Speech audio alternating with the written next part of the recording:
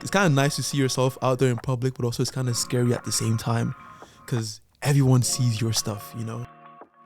Besides working for the marketing department, I'm also a teaching assistant at my study program. So it's a lab teaching assistant job. I see people paying to go to leadership schools and all this when you could literally just do that for free and learn a lot about leadership and how to coach and how to teach. Hello everyone, my name is Timur and this is UT Journeys, an amazing new series where we sit with inspiring students to talk about their lives, motivation, and most importantly, how you can enhance your study journey. Today we're talking to Akin. He is a sports enthusiast. He works for marketing department of UT, so you've probably seen him somewhere on Instagram, and he studies double masters in chemical engineering and management. So let's meet him. Hello, Akin. Hey man, how you doing? I'm doing good. How are you? I'm doing great too. Just got off the lab, got here, pretty great. How about you? Yeah, I'm also good. Didn't do that much today, but still. That's great. It's actually very nice to meet you in person. I think I've seen your pictures before somewhere on Instagram or LinkedIn. I'm not sure, but then it's actually nice to actually meet you in person. So nice to meet you, man. Yeah. Tim, right? Yeah, nice to meet you too. Yeah, man. Same here. I also see you all over social media. Sadly, man, that's the life, bro. That's what we're doing out here. Why sadly? Well, it's not sadly, but it's just that, it's kind of a bit not sad, but it's kind of nice to see yourself out there in public, but also it's kind of scary at the same time because everyone sees your stuff, like every single person, even people I don't know.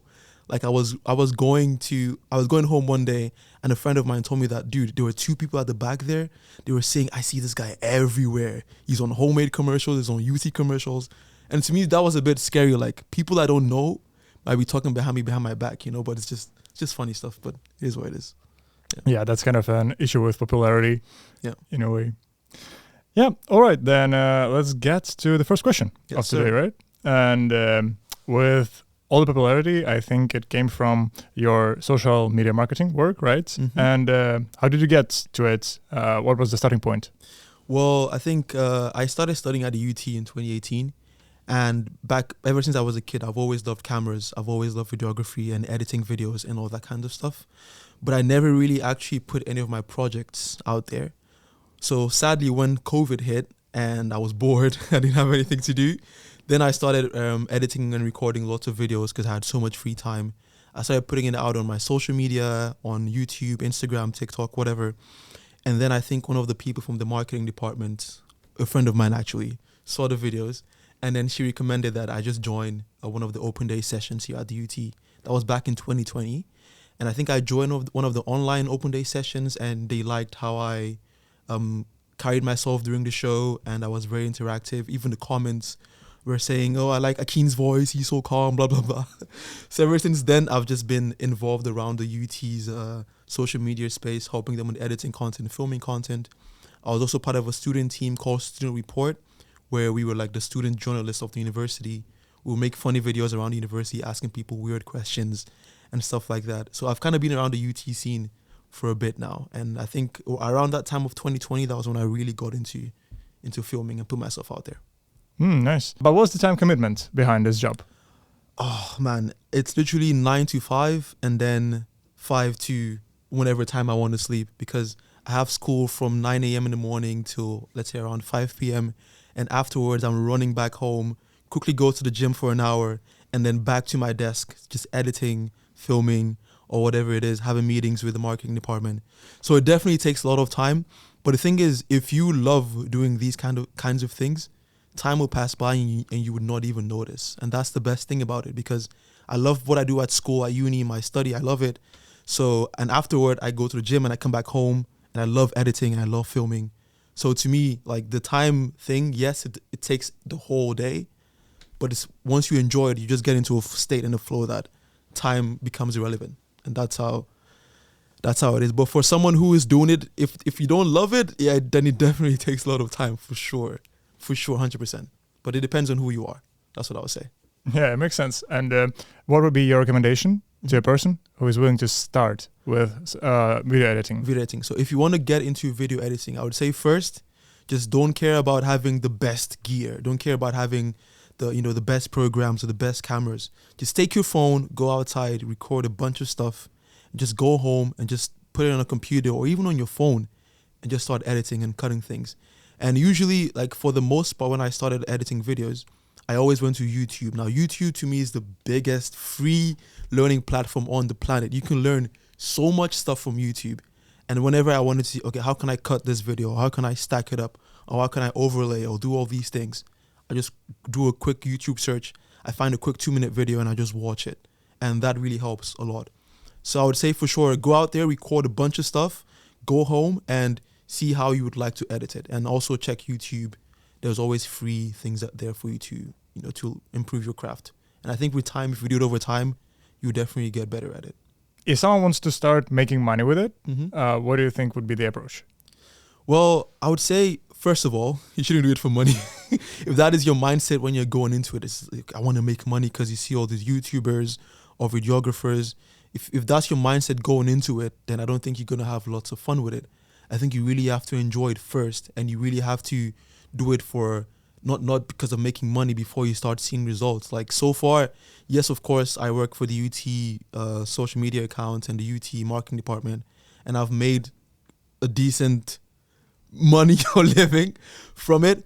But I think, first of all, you just have to get a camera or a phone, go out there, film stuff, edit it, put it out there, see the feedback, get the feedback, go back to your lab, just keep on doing the same thing over and over again. And at some point, if it does really good and people actually like it, and you're providing value for people, because that's the most important thing. Like no matter how good your content is, if it doesn't have any added value for people, people would not like what you're putting out there. So I think you have to first of all, don't have the mindset you want to do it for money, and 2, what do you want to provide for people? I think once you have those 2 sorted out, then the rest would follow, and that's how I've seen it so far this year. Yes, of course, I have been paid to do some projects outside of university, and I have been paid for whatever it is, but all that came after I've done all the work and the editing and all that. But yeah, so I think your mindset has to be in check first before you can actually think about making money, because it's not something you can easily make money from. I got to be honest. But yeah. Yeah, it makes sense that you should first get the skill. Exactly. And then money comes. Yeah. All right. And are you doing any other jobs at UT? Yes. So besides working for the marketing department, I'm also a teaching assistant at my study program. So it's a lab teaching assistant job. So what I do is, I'm doing my master's right now. So what I do is I help bachelor students in the lab to do their experiments, if they have any questions, if they need guidance, and I do that for them. And also I grade most of the work that they have done as well. So it's a lot if I have to combine that with my editing, social media, and my schoolwork. But I don't know, I always find time for stuff. So I think if you have pretty good time management, you can do anything. So yeah, that's what I would say for that. What's the secret of your time management?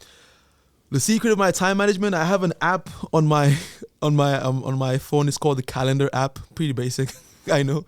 Every night before the next day, I just write, okay, what I want to do tomorrow between this time and this time. Between 9 to 10, I want to be at uni. Okay, do that. Between 10 and 11, I want to be at the gym. Okay, let's do that.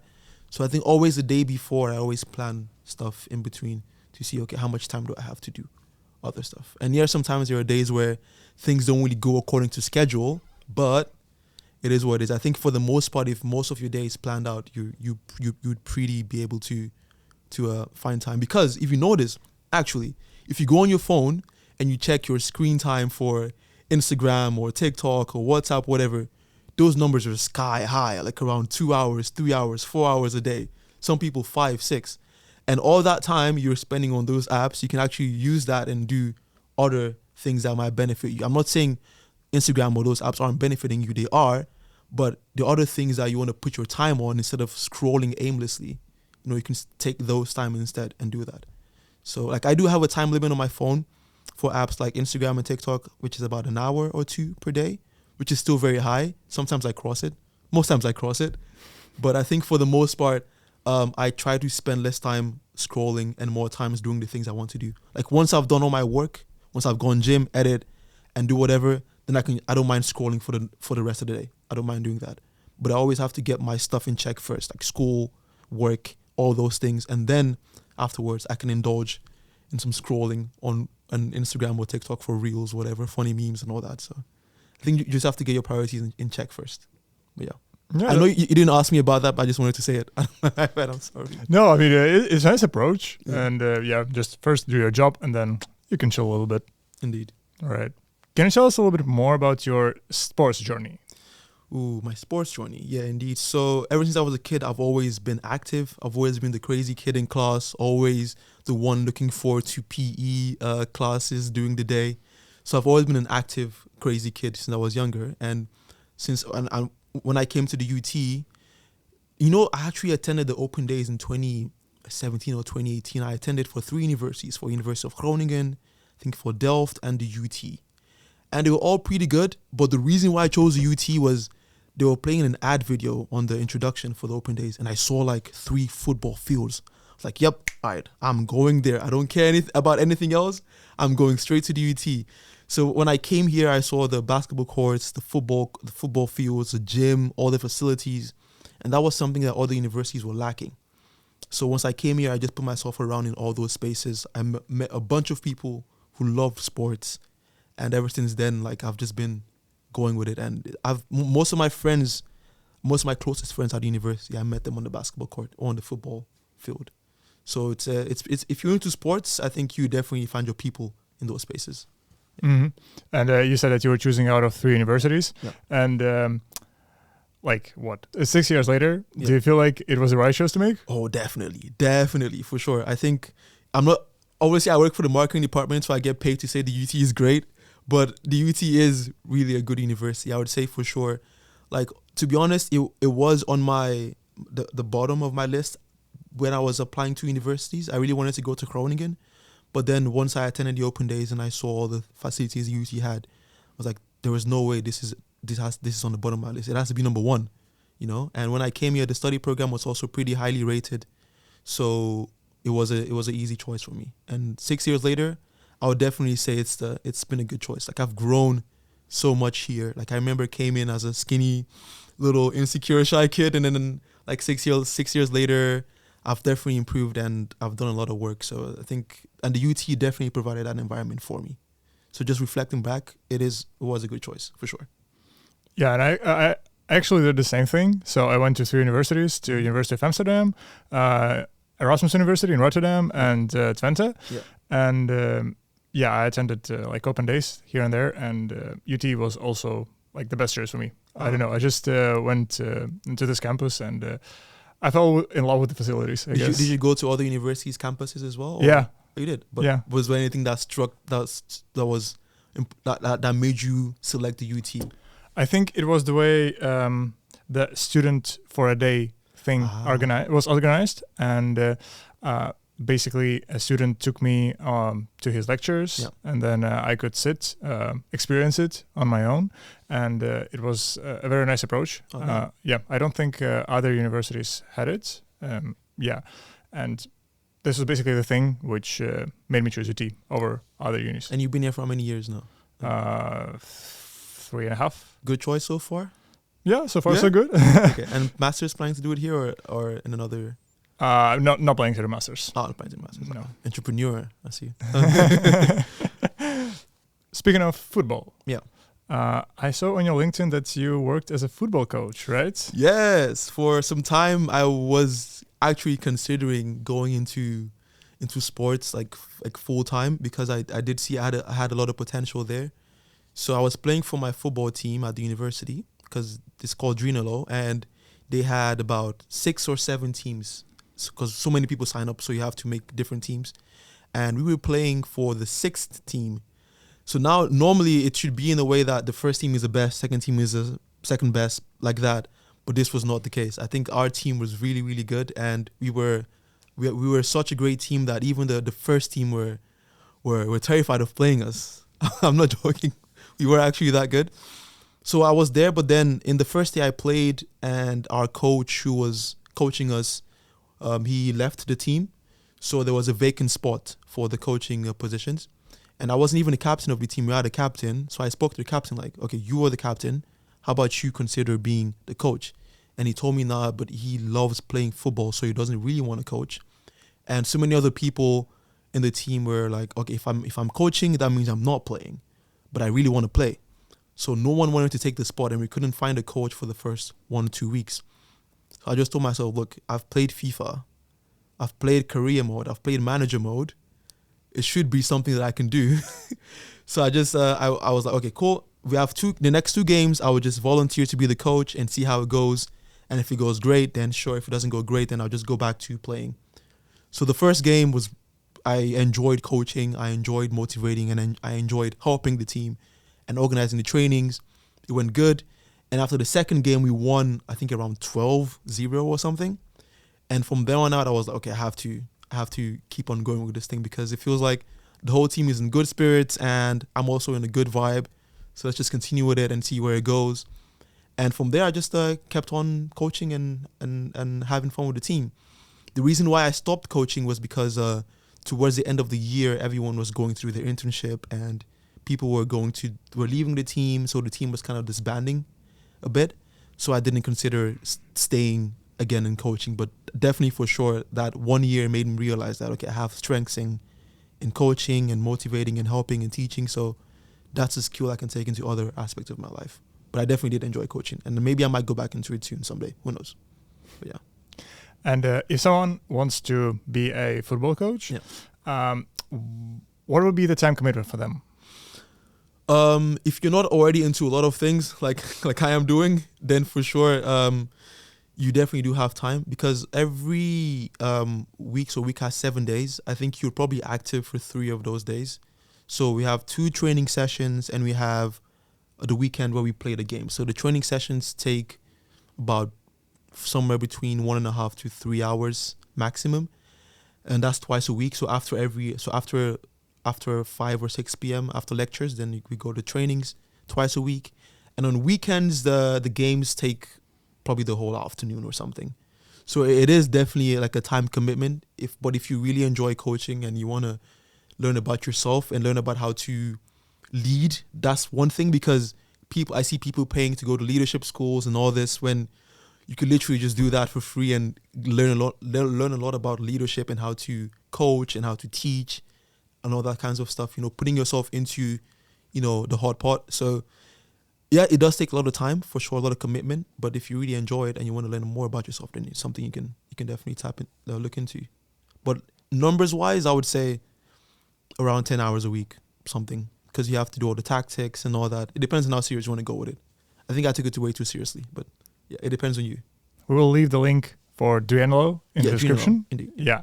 And in case someone is interested, they can also always check it out and register. For sure. I'm curious, what are your plans for sports? Like, are you planning to achieve something?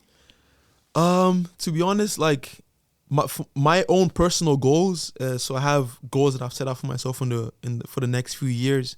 So I want to do a marathon once. I want to do a triathlon. And at some point, if it's possible, I would love to go into coaching, whether it's fitness coaching or football or basketball, whatever it is. Whatever type of coaching, I do want to go into that.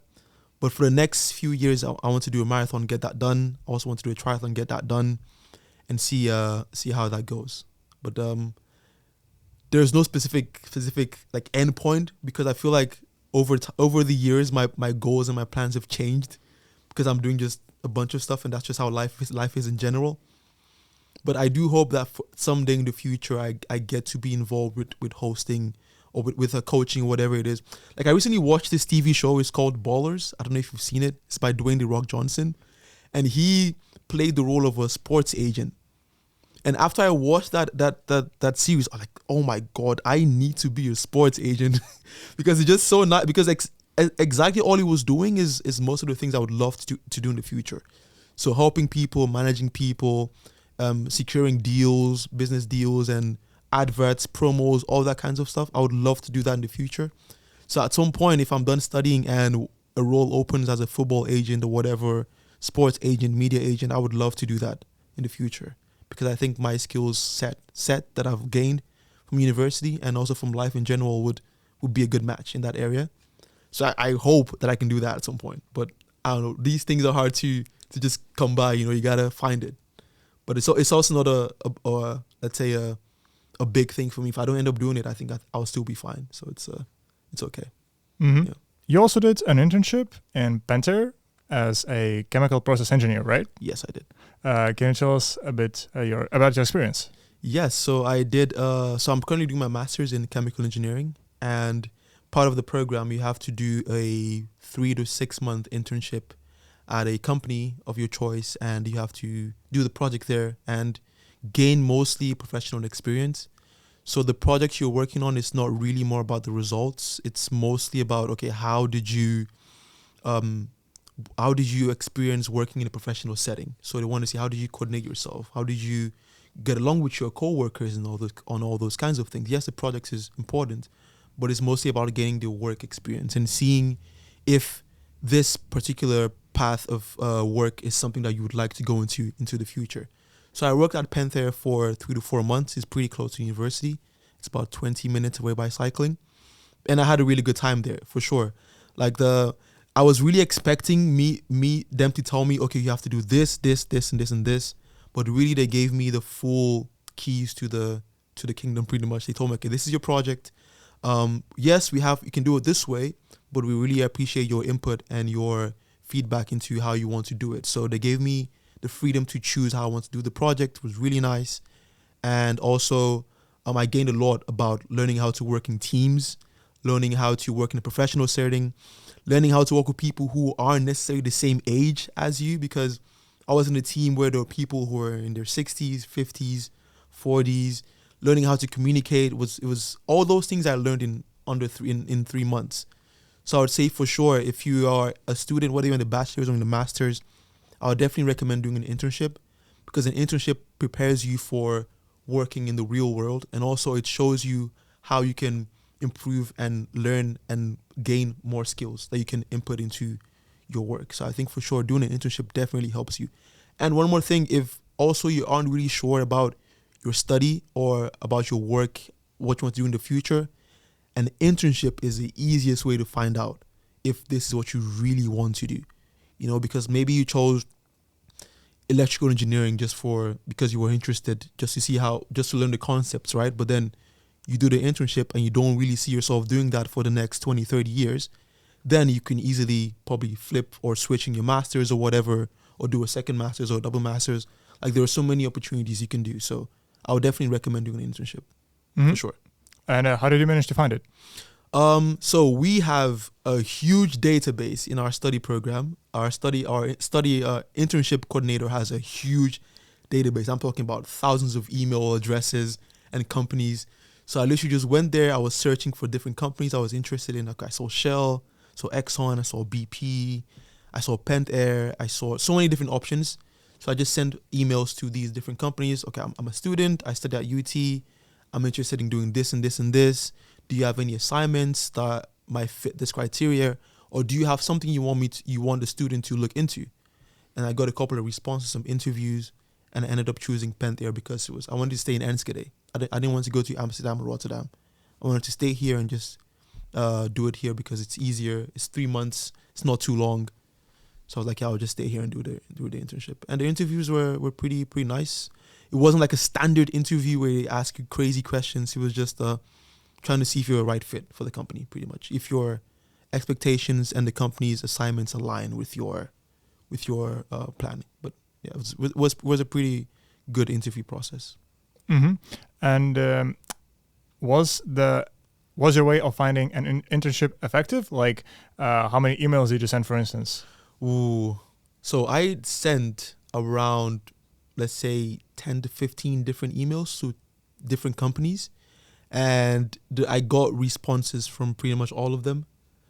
But the ones there were some that I got responses from, and I didn't really like their assignment, and they didn't really like the assignment I proposed, so I had to slash about 10 of them, and that number came down to 2 companies which I really wanted to work in, and I ended up choosing the one that I liked the assignment that they wanted me to do. I can't talk about it; it's confidential, unfortunately. But I really like the assignment. It's along the lines of membranes and for beer filtration, and I enjoyed it. So it's pretty good. If it's the most effective way, I'm not sure, but I definitely think the advice I would give to you is if you want to apply for an internship, you got to start early. Like if you plan to do it in September, I would say probably already start sending out emails or applying around, let's say, maybe 4 or 5 months earlier or something, so you can get an interview done, because they take time to respond. It depends on the company you send the email to, but they take time to respond.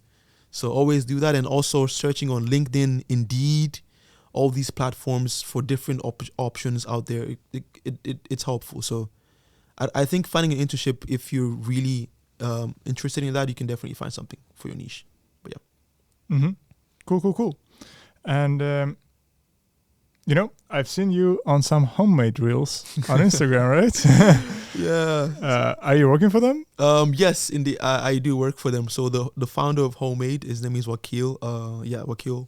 We've been friends for, I think, the past 5 years now. I've known him for a long time. And initially when he founded Homemade, he asked me to be on board with it. But that time I think I had my hand in so many projects at the UT and outside the UT that I couldn't find time for it. And then finally this year, I was like, okay, you know what? Let's actually do this thing now. And I'm part of the marketing team there as well. Myself and a friend. I don't know if you know Mira. We worked through it together. We also worked for Student Report together. And I'm part of the marketing team and helping with filming, editing, reels, with ads and all that, and just providing just a little bit of a little bit of promotion for the platform, because I think it's a really good platform. It's a really good idea for, especially what they do is they eliminate all the extra paperwork that you as a chef would have to go through about renting a restaurant, about the taxes, about getting a spot, all these things. They eliminate all of that. So you can just cook from your house and then just sell the food to people. And I think it's a pretty good concept for sure. But yeah, I definitely do work for home and I enjoy working there. I'm sure you've seen the reels. They're kind of funny, but it's just something I do on the side just for fun. Mm-hmm. Yeah. And does it take you a lot of time? Actually, no. That's the thing. Like we do these videos at lunchtime. Just, okay, Akin, I have a crazy idea. Just come to Incubase. Let's do these videos. And then you can go back to class. So I just go there and I just say, you can order now from homemademeals.net for at this time. So, and then we're done. And then that's it. And I just go back home. So I mostly just go there, film, maybe help him edit a little bit, give him some ideas, and then I'm out of there. So it's something I just do, just like a little side quest. Just like quickly do that and then back to my actual work. But it's been really fun hanging around with a good friend of mine, Wakil, and just filming for Homemade. All right. And the very last question. Yeah. What would be your advice for current students at UT? Current students at UT, man, I don't want to go too deep or go too philosophical. Just enjoy your time here, for real. Like, honestly, just enjoy it. Like, I'm sure you already have friends already. You already have your hangout groups and all that. Just make the most out of your time you have here, because once it's done, once this phase of your life is done, this studying phase, you're never gonna get that phase back. So just make the most of it. Go out there, have fun, study, play basketball, play football, whatever it is you're doing, shopping, hang out with friends, go to festivals. Just have fun. Just do you and be you. And once you're done studying, you can always look back and say, damn, I had a pretty good time here, So it's that's all I would say for current students, for sure. And for future students, I know you didn't ask me, but for future students, if you're planning to study here, you're going to have a great time, man, for sure. You're definitely going to find your group of people here. You're going to find your community, and just make the most, make the most out of it. Because once these 3 or 5 years are gone, if you do a master's, you're never going to get it back. So just have fun with it, man, and enjoy it. That's it. All right. That was very intense. I didn't want to be very philosophical, but it's just yeah. Because I've really had a great time here. And I know people for sure can definitely have a great time here too. So I just want to help them do that. But yeah. Yeah, I mean, it's a very realistic piece of advice. Indeed. Let's put it this way. For sure. Akin, thank you for joining the podcast. Thank you so much, Timur. Timur, right? Is that how you say it? Yeah, Timur. Yeah. Okay, cool. Great. Yes. Yeah, and see you in the next episodes. Oh, hopefully. Let's go. Have a nice time. Have a nice day. Have a great day. Cut that out. Please don't put that in there.